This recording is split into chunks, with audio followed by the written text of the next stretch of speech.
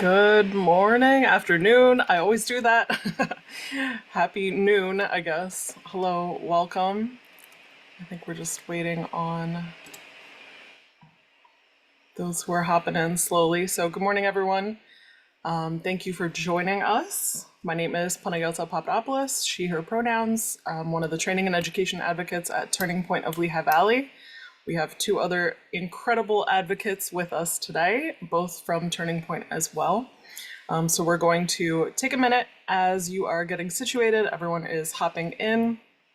And if you don't mind sharing kind of while we are allowing everyone time to hop in, let's do what is your favorite ice cream flavor? So if you want to type in the chat, what is your favorite ice cream flavor? If you also want to introduce yourself and or share where you're joining us from, so Lehigh County, Northampton County, or outside of PA, another county in PA, yeah, just let us know as we kind of take a minute to get situated and join in.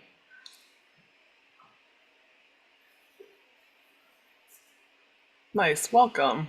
Chocolate peanut butter, good choice. All of it. Yeah, I do. I love that all is of it. that is a solid choice. Chocolate chip cookie dough. I like it. Very cool. Miriam, what's your favorite ice cream?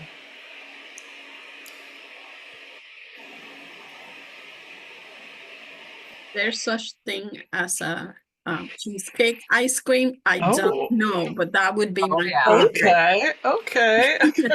Other Coming than in that, with dulce de leche. coming in with a strong option there, I see. All right, so as everyone is getting situated and hopping on in, again, my name is Panagota Papadopoulos. I use she, her pronouns. I am one of the training and education advocates here at Turning Point. And today we're going to be talking about building safe spaces and the power of community in times of crisis. So as we go through today's webinar, number one, just there will be a follow-up email that will have additional resources as well as a certificate of attendance if that's something that you're interested in. There will also be, there should be a feedback survey that pops up after you exit the webinar. So keep up in words, keep an eye out for that. Also, out of just for the safety and confidentiality, privacy of others, we do ask you to not share any personally identifying information if you do share or disclose any elements of abuse. But if you do have any general questions or things that would be for the good of everyone, feel free to use the Q&A feature, or you can also type in the chat and we'll be kind of monitoring through as we go. If you do have any future questions or if you would ever like materials or trainings, you can always contact our training email at training@turningpointlv.org, which is also in the chat. But yeah, so today I think we're good to go. So why don't we take a minute, and if you guys want to introduce yourselves, tell us a little bit about what you do here at Turning Point, and if you feel comfortable sharing, what brought you to this work. Go first. So my name is Melissa Robinson. I am the training and education director here at Turning Point. I've been here for going on 5 years, Is it really? four-ish years, Wow. 4 or 5 years. I got into this work initially. I'm a survivor myself, so it had a personal pull for me, but also I was all over the spectrum doing a lot of different jobs. But while I was a teacher, seeing that need for more education and seeing individuals go through situations with no real help or support, especially in the homelessness community, which is where I was working as a teacher, really showed that need for me and that want, and it really pulled me into this and has kept me in it for majority of my adult life. So I've been doing it for probably close to 18 years now. So it's been a really long time that I've been working specifically with survivors. And then I've worked with perpetrators as well on the other side of it. So I've got to see that unique kind of both sides of it. Mhm. And survivors is really where I wanted to stay. Thank you. Thanks for being here with us, You. Miriam.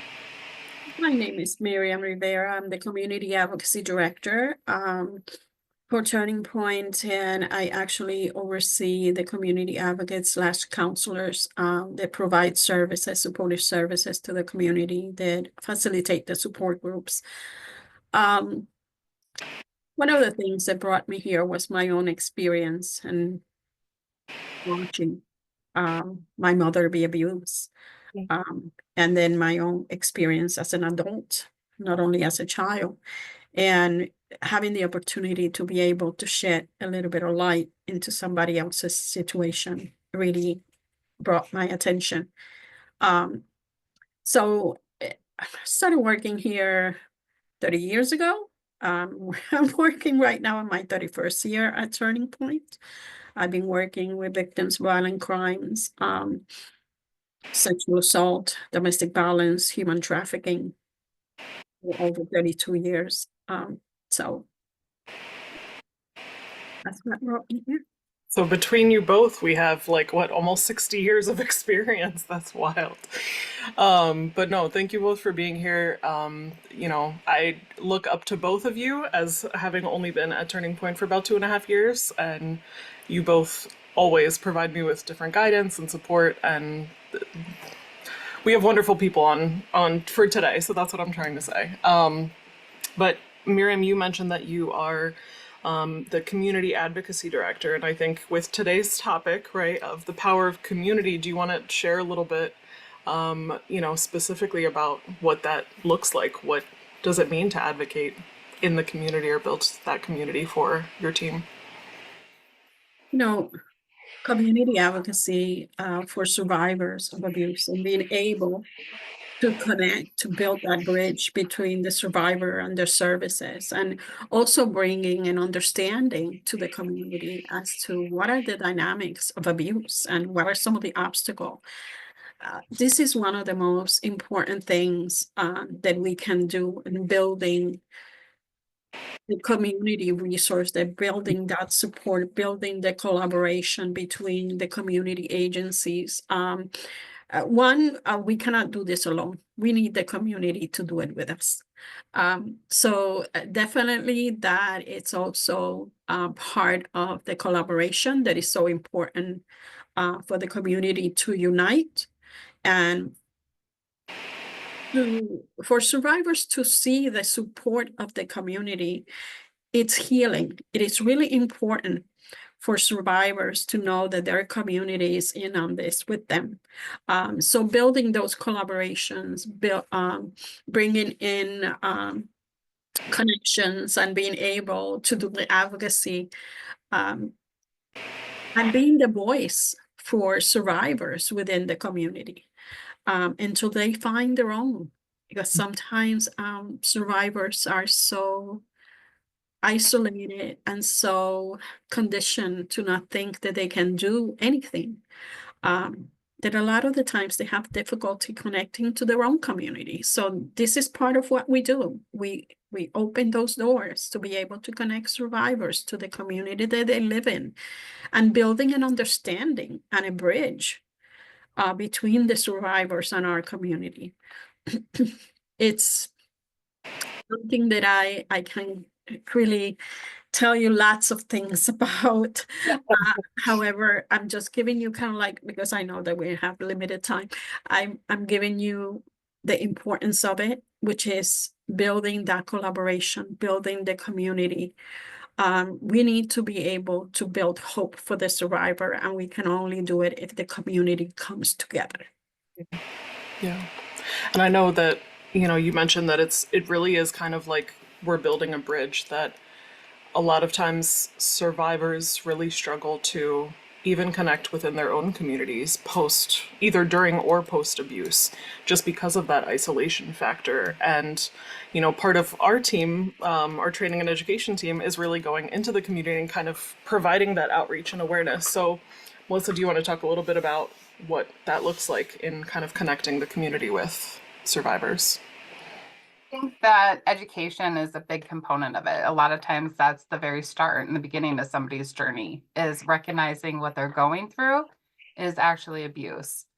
A lot of times when people think of domestic and intimate partner abuse, they're only thinking of that physical aspect of it, where you see the physical bruises or it was a violent episode or something physically happened.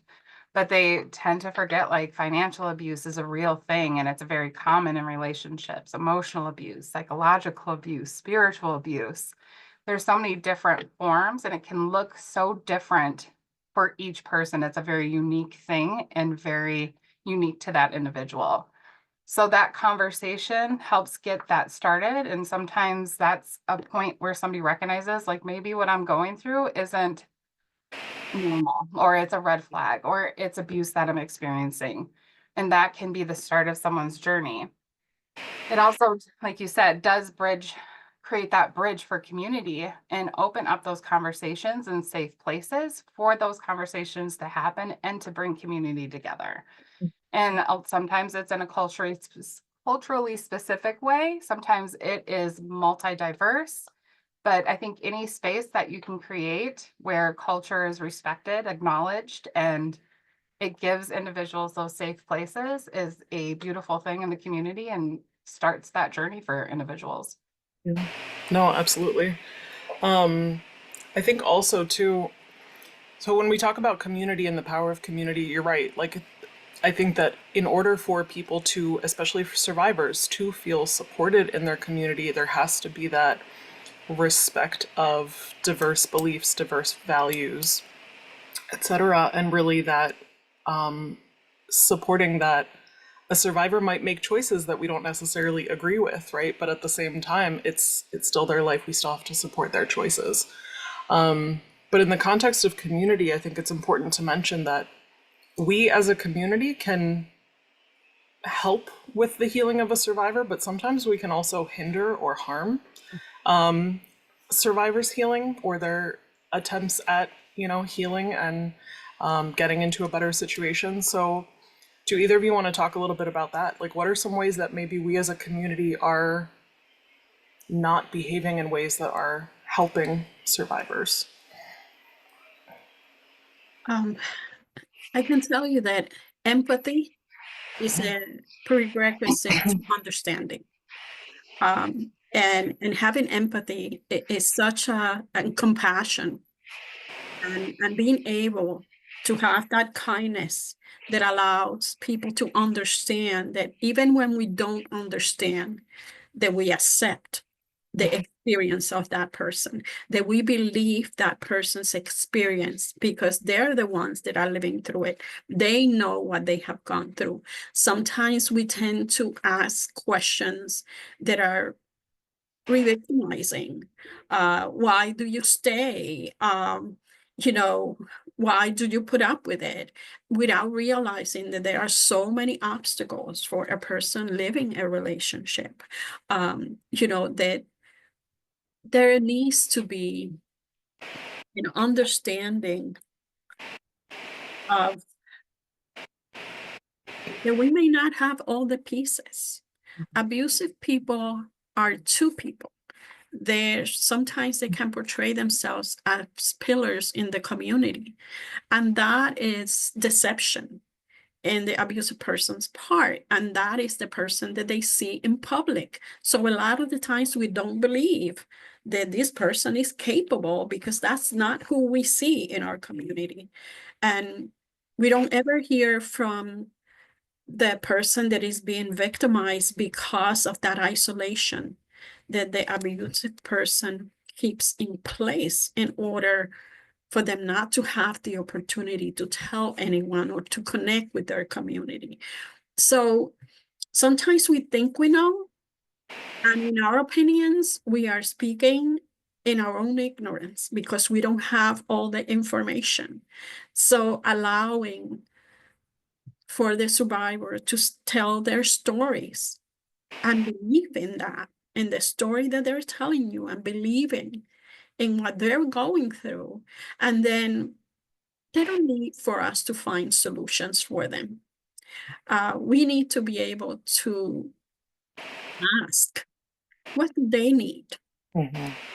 What do they want? Mhm. What are some possibilities for solutions?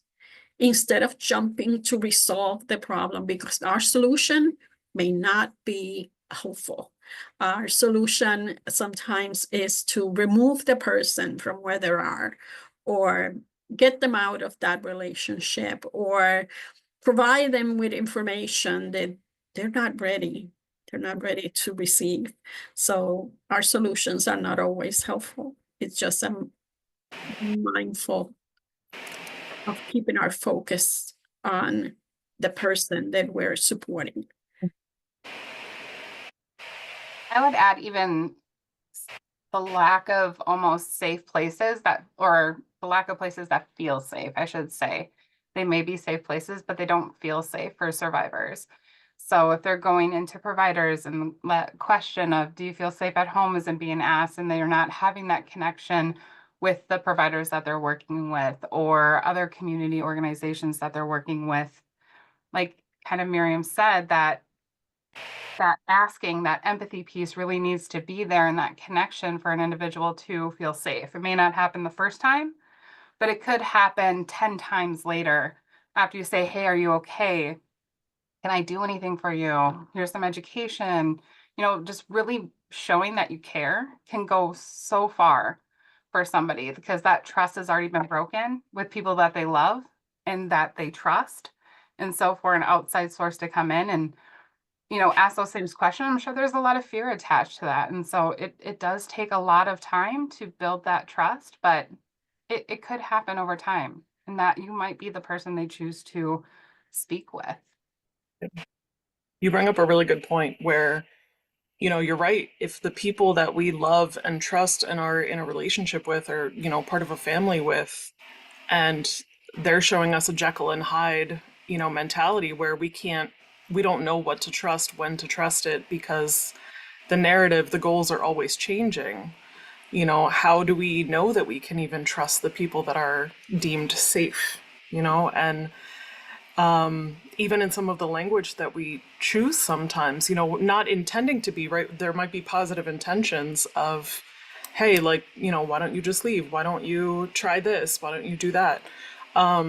But in doing that, it's almost like we're putting the blame back on the survivor when they're not the ones making the choice to abuse in the first place, So nothing that they're doing is really causing the abuse, that the abuse is that intentional choice by the abuser to try to maintain that power and control. So It's you're right. I think, the what's up? trauma that it's the trauma that they carry with them Yeah. from their experiences that they've been through. Yeah. It's hard not to have that bleed over to other areas. Yeah. No, survivors of abuse are very hypervigilant. So you need to make sure that your body language matches what you're saying, because they're very attuned. They depend on that hypervigilance for survival with the abusive person. So just keep that in mind, that if your words and your actions and your body language doesn't say the same thing, they pick up on that. So be mindful, be very mindful of that. And I think it's important to remember too that there's no such thing as a perfect survivor, right? That a lot of times trauma does wild things to us, and knowing that someone might come to us in that moment of crisis and or disclose their abuse, and it might not look exactly how we hope or plan that it will. It might be loud, it might be quiet, it might not come in words at all. Yeah, so I think, Melissa, you mentioned about like safe people.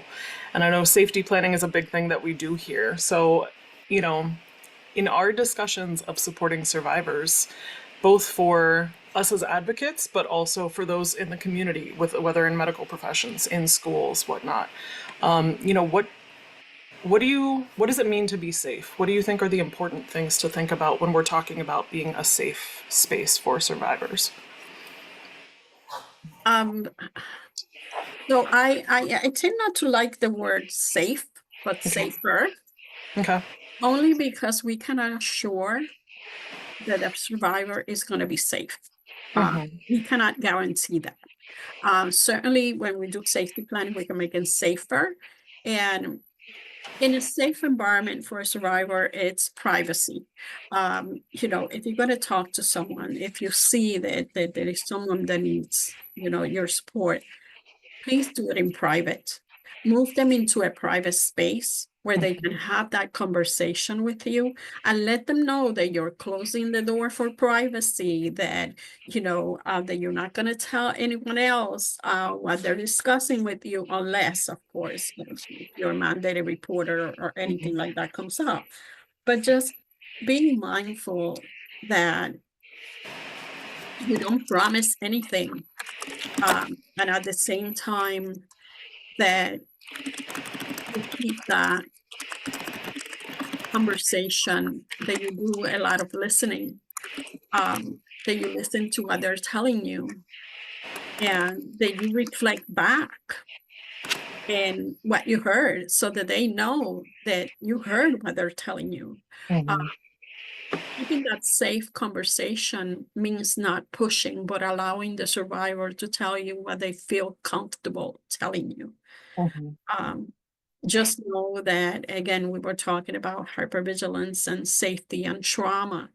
Um, and as Panayota mentioned, some survivors are not going to come to you quiet.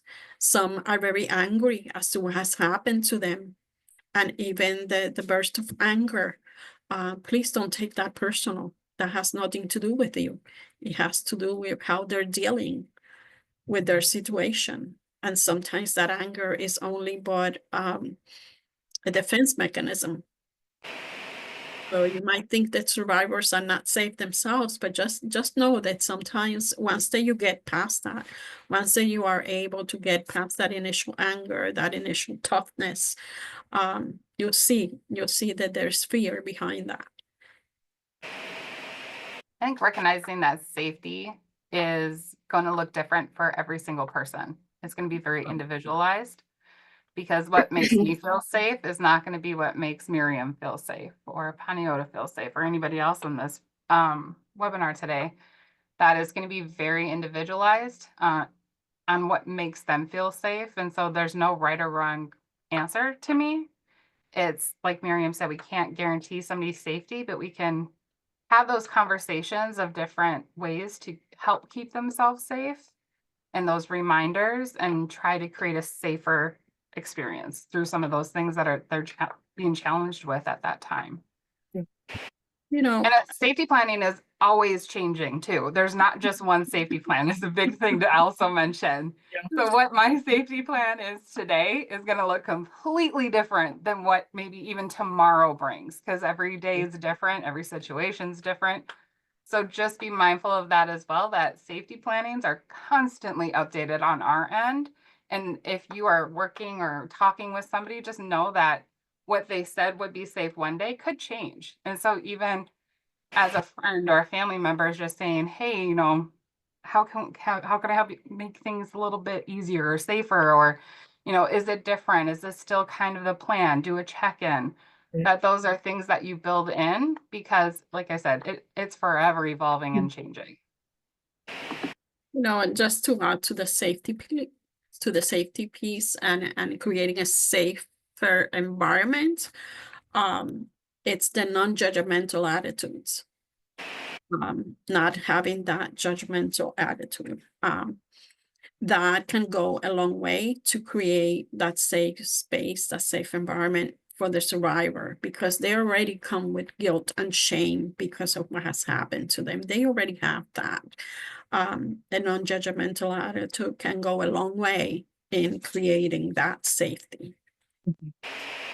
And Miriam, I wrote down what you said because I really liked it. Empathy and compassion are a prerequisite to understanding. And in the context of like knowing that safety planning might be different for each individual. I brought this up in a training the other day, and it's a me thing. It's not like a turning point thing, but the concept of the golden rule, like do unto others as you would want them to do unto you.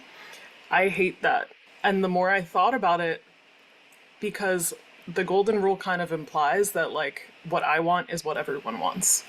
And if I'm a person that's a hugger, right, I might come up to somebody and greet them and want to hug them. But if they really don't like touch, or if they really don't, aren't that kind of person, I'm kind of imposing myself and my own needs and wants on them instead of respecting and understanding, like, hey, is it okay if I hug you? I'm a hugger. Is that okay? Right. So, yes, it's a golden rule. A lot of people know it, but I just wanted to mention that too, because I think that's something that, like, we as a community kind of, again, positively intended, try to help others, but recognizing that that will look different in every scenario and not, pushing our needs or wants on somebody else or what we think is best for them. Well, you bring up a good point, as sometimes we impose our values and our beliefs on someone else, Mm-hmm. and not doing that, not Yeah. imposing our own values and beliefs on someone else. Yeah. We need to meet them where they're at. Yeah. So, on that topic, right, because I know that both of you have dealt quite extensively in different culturally specific groups, right? We talked about how isolation is really happens very often, if not always, in an abusive scenario, right? Where the abuser tends to control the person's social network, essentially. But, you know, we have these other identities, these other cultural beliefs, cultural values that sometimes people may feel even more isolated due to those cultural identities or values.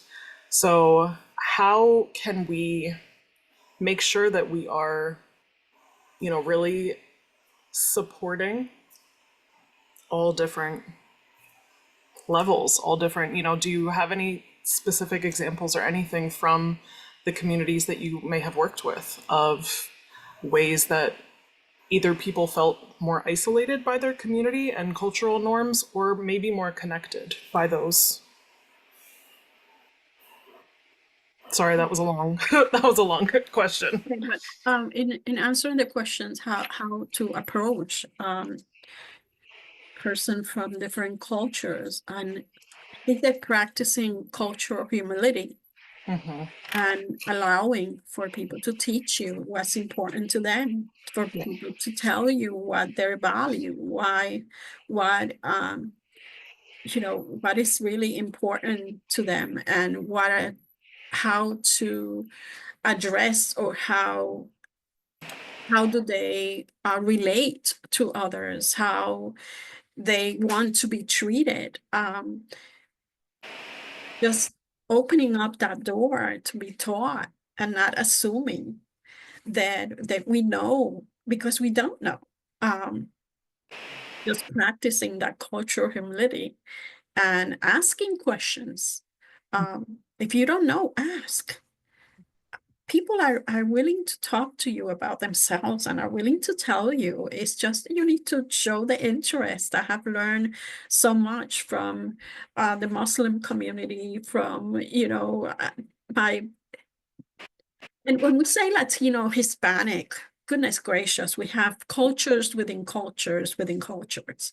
Not all Hispanic or Latinos are the same. We are Mm-hmm. different cultures. We eat different things. We go about different ways. We do approach and relate in different ways.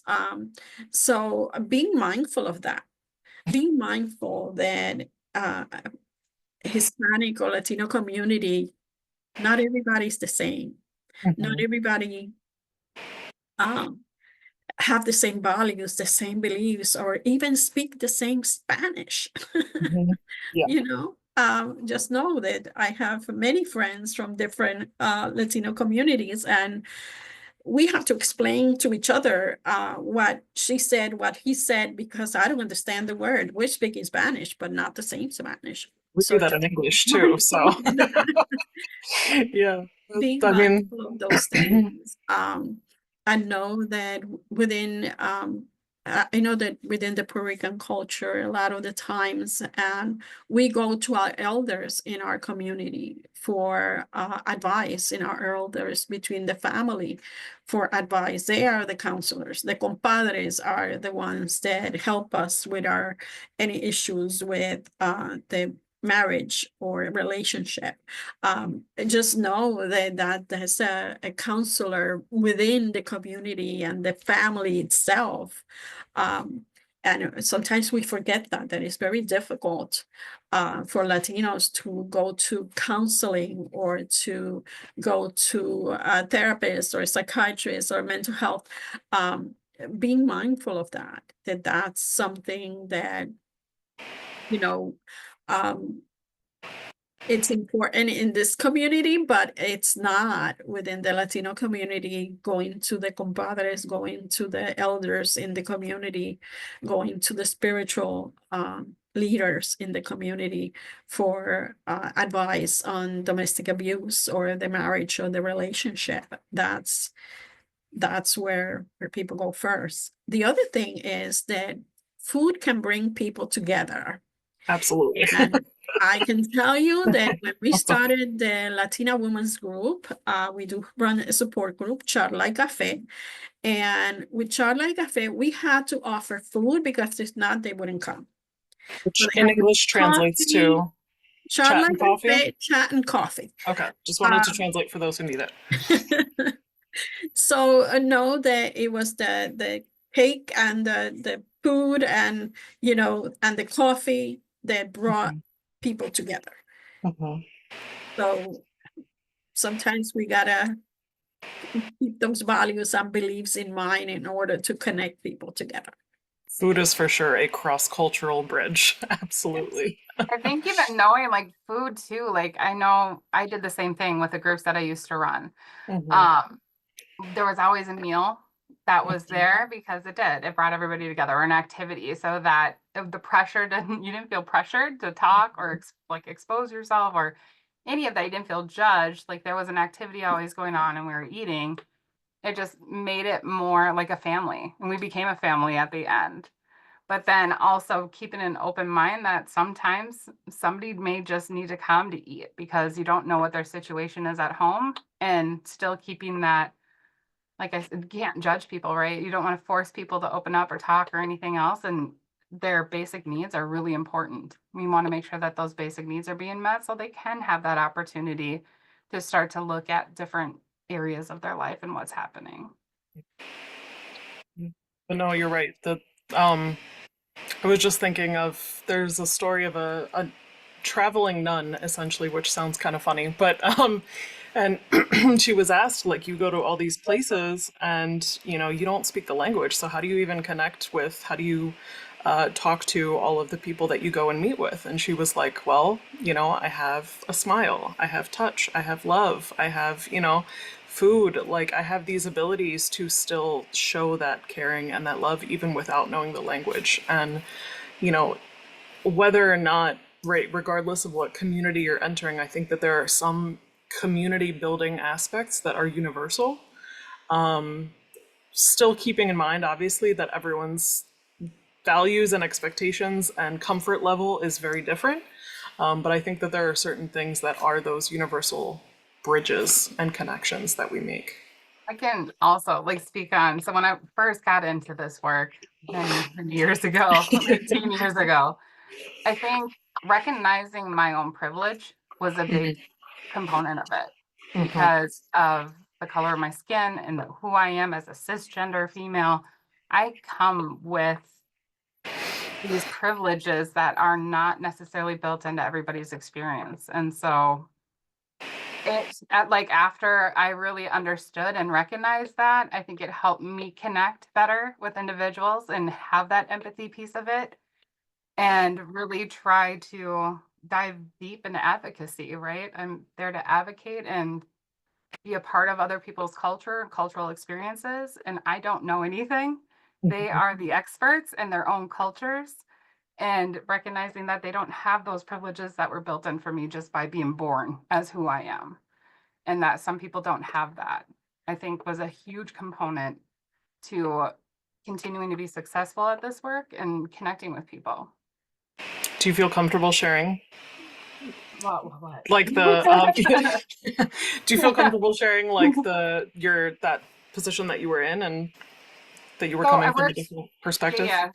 So I worked in the Native American community for 14 years. And that was like fresh, like I was teaching, I went to be a police officer, did all these things, and really found my home at that agency where I started doing survivor services, family violence, working with perpetrators as well. And I was the only Caucasian individual who worked there. Everybody else was Native American. They took a chance on me. And, I was there to learn. I never thought I knew anything. Every day was a learning experience for me. And it was a learning experience from everybody I worked with, from the clients to the elders, especially. Like, man, Miriam, you hit it right, like the nail on the head. The elders are Elders. like the go to and everything because they really have the knowledge of the past and they can bridge it to the future and future generations. And you're dealing sometimes with generational trauma, and elders can really go through those things that have happened to the culture and their own experiences, and things that seem like they're so long ago really aren't. It was like yesterday that certain cultures, and even today, are experiencing some of those very traumatic things that turn into that historical trauma that gets passed down. And so, yeah, every day was a learning experience. And I learned so much about the culture and about religion and spirituality and everything from them, and kept an open mind. And like I said, it took me to really humble myself and recognize my own privilege and what my experiences have been, and really be there to learn every day and learn what everybody, because again, in that culture and community, there's different there's different tribes, there's all these different ceremonies, there's different practices. And so learning about all the differences and really trying to have a good understanding of them so I can better work with individuals that are coming into my groups or working with me one-on-one in a counseling session was mandatory for me. You know, I I didn't think want to jump in. just letting go of what you think you know and any preconceived ideas that you may have about people, and allowing them to show you who they are, allowing them to show you their gifts and their talents and who they are as a person. It's the opportunity that you can give any individual, any human being, to allow them to show you who they are, and giving them that opportunity um, to get to know them as an individual. Because even when you think you know everything about a culture, we still have to be able to look at the person as an individual, because every individual has their own values, their own beliefs, and their own culture. They may belong to a group, but each individual is different. It's an individual human being. So just allowing for that to come forth. Yeah, when we talk about, ways that we can sometimes as a community hinder survivors, I think that it's important to mention within this topic that sometimes with some of these cultural identities or just identities, varying identities, period, we can tend to like silo people into groups and really only bring them out in those group spaces. Like, oh, you're Latino, here's the Hispanic Center, go talk to them. Or, oh, you're LGBTQ, here, talk to this group, talk to Bradbury Sullivan or whatever. And instead of just remembering that at the heart of it is the human who is going through this really traumatic experience. And yes, we all have different cultural beliefs. And yes, in some ways, cultural values, in some ways, those might align within that identity, but it might not. And just, again, like not assuming and coming into it really with an open mind and that empathy and compassion to really understand the individual in front of you and help support them as per their needs. So, yeah. I know I'm preaching to the choir, but I appreciate it. That was something that really stood out to me, I think, too, when we were talking about like workplace related things and making sure that we're not, again, like I might be a survivor who's LGBTQ, who's also, African American or whatnot. And it shouldn't be, I shouldn't be put into a box based on my identity. I should just be me and what I need, and kind of those reminders, and only brought out in certain spaces or certain communities. Okay. So, how we talked kind of about how sometimes we're harming from a community perspective. How can we help heal? What are things that maybe we could continue to build in? I know we talked about food, smiling, just really hearing each other. Are there other things that either you've seen or that you think are really important in regards to building that space where really all of us can feel safe, respected, where we have equitable relationships, where people can live and thrive and be themselves? Like, how are ways that we can support from within the community so that survivors feel safe in their moments of crisis?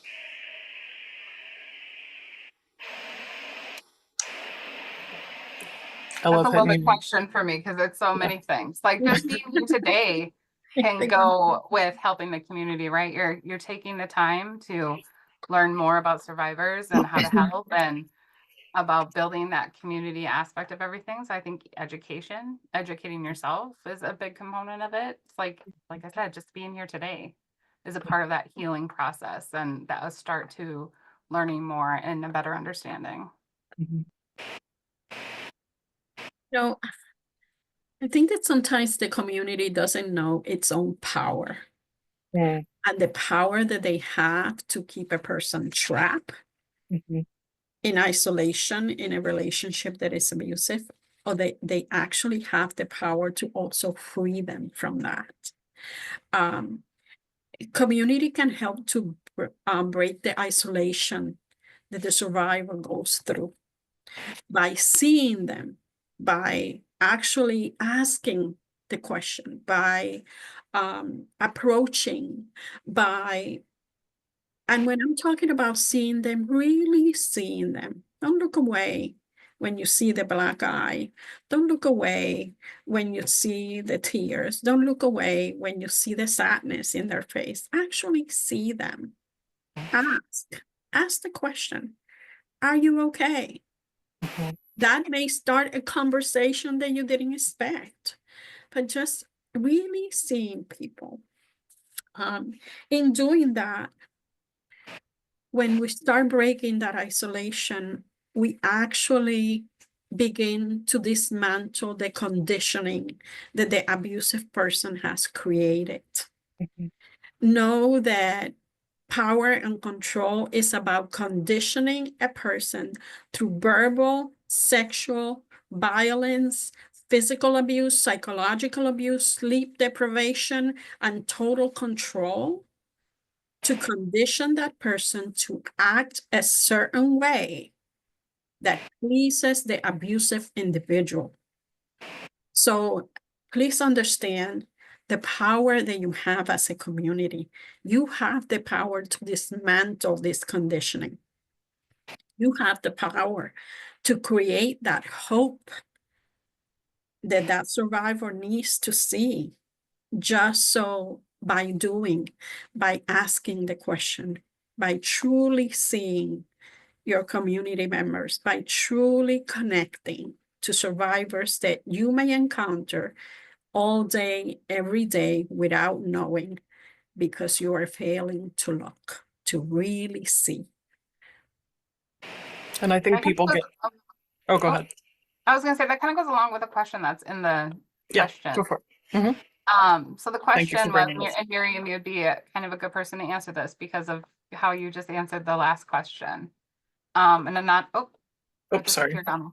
In terms of, sorry, in terms of dealing with stress or anxiety, do you have any suggestions for a survivor who was able to end a relationship, but their ex is in the same community and they still see each other and have many of the same social circles? This definitely does happen quite often, especially in longer term relationships and marriages, or even, if you're part of a social community where, yeah, your identity is a big factor. So unfortunately, yeah, many survivors need to stay within their county, need to stay within their, especially if they have children with that person that is abusing them, and releasing some of the stress It's just that safety planning, the emotional safety plan, the physical safety plan, that being able to secure their homes, being able to help them that their home is to secure their home in a way that they feel safe within their own home. Also, self-care. We promote safe self-care all the time. We do mindfulness within the groups. We do square breathing with some of the sessions. We provide survivors tools. Connecting them with their community also releases that stress because they're breaking the isolation, getting to connect them to things, to explore the things they like, to reclaim their identity, to be able to form a circle of support. I think that that's why support groups are so important, because that's a safe space where they can start building relationships with people that truly understand what they're going through. So in sharing their story also releases that stress, in being able to find someone that truly listens without judgment, without wanting something back, without expecting anything back. It's just being present, just for being present, just because you're there, and it's engaging them in finding new things to do, finding new ways to connect to their community. The Volunteers of America, we refer a lot of people there just so that they can explore some of the things that they would like to do. We have the program with Equilibrium, the yoga and wellness program that we're doing again this year. We have the 3 sessions for the yoga and wellness program. That's going to be awesome, because it's really, they use horses. That's part of the yoga and wellness, and the horses are part of that. And it's has been absolutely wonderful to be able to do that. So finding new ways, the scholarships for the Art Quest, we have sent families there to be able to learn how to do art pieces. We also do canvases and painting during our group. So showing them, we have fun nights. As a matter of fact, fun nights for the Childlike Cafes tonight. So showing them how to have fun again. Life has so much more to offer than just the trauma that they have been through, and just connecting them to those fun things. Had a couple of people that have never heard a symphony, and we were able to allow them to be able to go to the symphony. Mhm. And it was an absolute awesome experience for them. So just know that there are so many things that we can offer for people to de-stress, and it doesn't have to be a big deal. Sometimes it's just that square breathing. Sometimes it's just listening to the favorite songs that you couldn't listen to anymore. Connecting with people and with the things that you like and the things you enjoy. We recently got a bike for a survivor who is ecstatic because now she can go on the bike trails, and that has really helped her to release some of that stress from the trauma that she suffered. Know that she's coming along really well, and that bike did a lot with the support and the counseling and all of that, but that bike was absolutely an amazing thing for her. That's awesome. So I love that. uh, it could There's be so many things to be stressed, and just so many things. I actually read this, and I just shared this earlier with Melissa, but I read, so there have been a couple people that have studied the physiology of tears, because you mentioned how a lot of times it's really hard for us to sit with people when they're in that emotional state.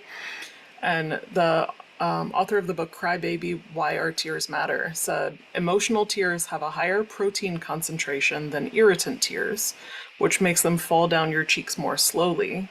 which increases the chance that they'll be seen and solicit care from others in literal ways. Your body is built for community. And I thought that was just like such a cool thing that a lot of times we tend to shy away from people in those emotional moments, but in the same way, it's almost like our body is built for that level of community caring and support.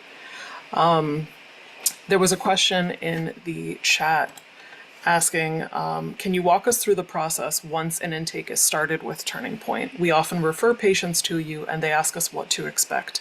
It would be helpful to know exactly what to tell them to expect once they start an intake. So would either of you like to answer that question? So initially, that a person that calls our helpline, that's pretty much our lifeline um, to all the services that we provide. And depending on that person, what that person reports, either they are brought into the safe house, is in there in an unsafe space, or they are connected to the legal advocates for information about the protection from abuse order or any criminal hearing that's coming up, or they are connected to our counseling, which are the community advocates. They're connected to the counseling, and they are schedule an appointment to meet with one of the counselors where they can build a safety plan, or develop a goal plan depending on what their needs are, so that the counselors can work with them a little bit more longer term. And sometimes people need to schedule an appointment with one of our housing advocates because they want to explore what their housing options are. And depending on their financial situation, the housing advocates can explore what are some possibilities. So that's pretty much the process, is really the helpline, and that's where everyone is connected to our services. We get connected right away. So once the whoever's on that call with them is getting them going through the calendar and trying to get them a counseling appointment after that period is done, and that's what they'd like to explore. Again, I think a big question that comes up with community from the trainings that we've done is, well, we referred them, but they didn't get safe house, or they didn't go, or they said that you didn't, weren't able to work with them. And so as we're going through different questions and just speaking with that individual calling in, sometimes they'll tell providers or outside members like this is what they want, but then when they're speaking with us, it is something different, and that's not what they really want, or they want to explore that option. And so it's really that communication between us and that individual who's calling in, going through safety assessments, like seeing if there's other options. Like, we go through a lot of different things on those helpline calls, and it's all very unique. There's not one way for every single person. Some person might just need to call and yell at us for 10 minutes, and that's okay. We're there to listen and offer some any way we can, if that's what they'd like us to kind of explore with them. But typically it's very survivor led in what they are looking for and going through that process. Yeah, and just know that our services are not mandatory. Our services are voluntary.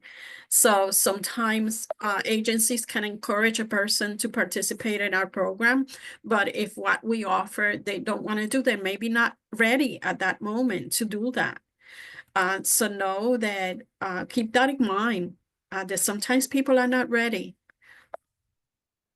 Yeah. They may tell you something different.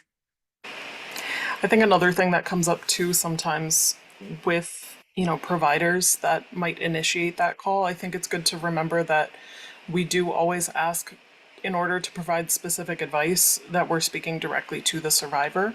That we want to, number one, for just confidentiality's sake, speak to the survivor directly, also to fully understand their experiences.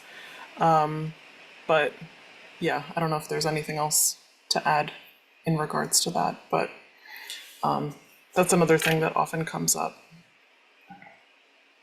So if anyone has any other questions, feel free to type in the chat. We have a couple more minutes. I noticed this quote that I want to share, so I'm going to share my screen really quickly. And hang on, apologies. But I found this quote the other day and I really liked it, and I feel like it applies really well to today's conversation. But it comes from a somatic therapeutic practitioner. The opposite of trauma isn't healed, it's aliveness. The opposite of trauma isn't healed, it's connection. The opposite of trauma isn't healed, it's curiosity. The opposite of trauma isn't healed, it's play. The opposite of trauma isn't healed, it's presence. The opposite of trauma isn't to find perfection, to become a contained or even calm version of ourselves, but rather it's where we begin to experience what couldn't exist when all our body could do was survive. I feel like that's a really good reminder, especially, again, kind of summarizing a lot of what we just said, where, survivors, sometimes they're not the perfect survivor, and that's okay. That as long as a community, we are kind of giving them those safe spaces to, right, to feel alive, to be able to play again, to be able to feel safe enough to be their best selves, to thrive, right, to live those moments that maybe they weren't able to. I think that that's a really important piece in all of this, that that safe space that we want to create is one where we are providing that moment of curiosity. We are showing empathy, non-judgmental compassion, right? That support, and not assuming that we know what's best, but just really providing that space for them to be themselves, whatever that might be. So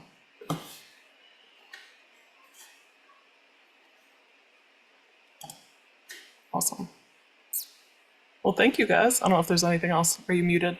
Yeah. So I was going to say, hopefully the questions that were in the chat got answered. If not, you can always follow up with Aniota, myself, or Miriam after, and would be happy to give more clarification, but hopefully that answered everything.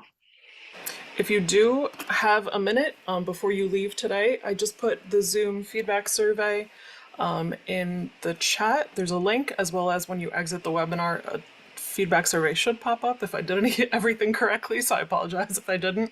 But we'll also send a follow-up email of other resources. If ever in need, you or anyone you know, we do have our 24/7 helpline. So if you are ever experiencing abuse or know someone who does need us, our 24/7 helpline number is in the chat. But yeah, we appreciate everything. Do you have any final, I don't know, summary pieces, words of wisdom that you'd like to share with everyone who's with us? I just want to say to everyone, thank you for being with us. Thank you for coming. I truly appreciate your time. Please, if there is anything that we can do at our end to help, don't feel like you can't contact us. Just, I'm the only Miriam in the agency. If you call the number and ask for me, by all means. I can also put my email in the chat so that you have it. Yeah. Again, thank you. Yeah. I was going to say the same thing. Thank you guys for attending, or everyone for attending. Yeah. I think this is really like, it's important to remember that these conversations really are just the start of the conversation, right? Of how we can best support everyone in the community, whether it be a survivor or just another person going through a traumatic experience. So remembering that, education really is the first part in learning and having those moments. And thank you again for being here. So I got you, Miriam. I sent it to everyone. Yeah. Awesome. Thank you again so much. Everyone be safe. Have a great day. And again, if you need, we hope you never need us, but if you do, please call. So thank you. Thank you. Yep.